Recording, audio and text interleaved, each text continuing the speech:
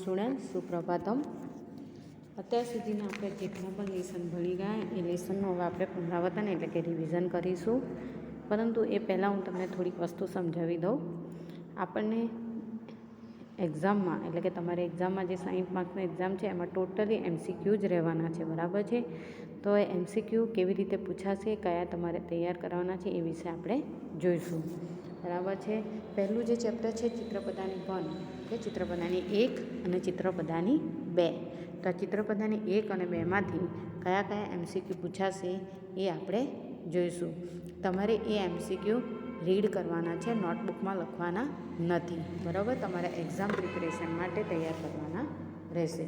Okay, હવે આપણે એ MCQ પહેલાં આપણે ચિત્રપદાની 1 અને 2ના MCQ જોઈશું અને ધ્યાનથી જોજો અને સાંભળજો. ઓકે, હવે જુઓ, પહેલો જ MCQ છે સુકહ. કયો છે? સુકહ ઇતિ શબ્દસ્ય કહ અર્થઃ. એટલે સુકહને ગુજરાતીમાં શું કહેવાય છે? પોપટ કહેવાય છે, બરાબર. સુકહ એટલે કે પોપટ. હવે બીજું છે મયુરઃ ઇત્યસ્ય શબ્દસ્ય કહ અર્થઃ. મયુરઃ, તો મયુરને સંસ્કૃતમાં શું કહેવાય છે? મયુરને સંસ્કૃતમાં શું કહેવામાં આવે છે? તો મોર કહેવામાં આવે છે, બરાબર છે. મયુરઃ એટલે કે મોર. હવે આપણે ત્રીજા MCQમાં જોઈશું શ્વાનઃ ઇત્યસ્ય શબ્દસ્ય કહ અર્થ. એટલે એનું ગુજરાતી શું થાય કે શ્વાન. આ શબ્દનો અર્થ શું થાય છે? તો શ્વાન એ શબ્દનો અર્થ શું થાય છે? તો કૂતરો, બરાબર છે. ચોથા નંબરનું જોઈએ દ્વારમ.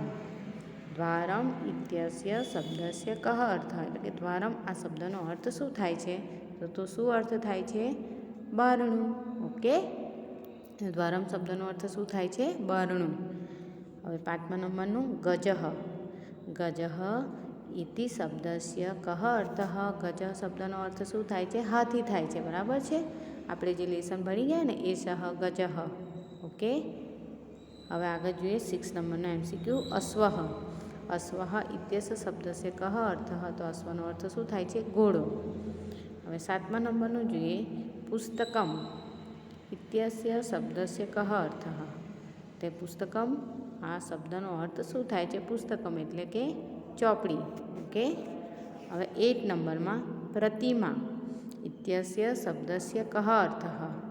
બરાબર, પ્રતિમા એ શબ્દનો શું અર્થ થાય છે? પ્રતિમા એટલે કે મૂર્તિ, સ્ટેચ્યુ. ઓકે, હવે 9 નંબર ઉત્પીઠિકા. ઉત્પીઠિકા ઇત્યસ્ય શબ્દસ્ય કહ અર્થ. ઉત્પીઠિકાને શું કહેવાય છે ગુજરાતીમાં? ટેબલ. ઓકે, હવે 10th નંબર છે છાત્રઃ. છાત્રઃ ઇત્યસ્ય શબ્દસ્ય કહ અર્થ. તો છાત્રને શું કહેવાય છે? વિદ્યાર્થી, બરાબર છે. હવે જુઓ સચ્ચિકા ઇત્યસ્ય શબ્દસ્ય કહ અર્થ. તો સચ્ચિકાને શું કહેવાય છે? ફાઇલ કહેવાય છે. 12મા નંબરના MCQમાં જોઈશું વાતાયનમ. વાતાયનમ ઇત્યસ્ય શબ્દસ્ય કહ અર્થ. એટલે કે એનો અર્થ શું થાય છે? વાતાયનમનો તો શું થાય છે? બારી, બરાબર છે. હવે 13મા નંબરના MCQમાં જઈશું શશકઃ ઇત્યસ્ય શબ્દસ્ય કહ અર્થ.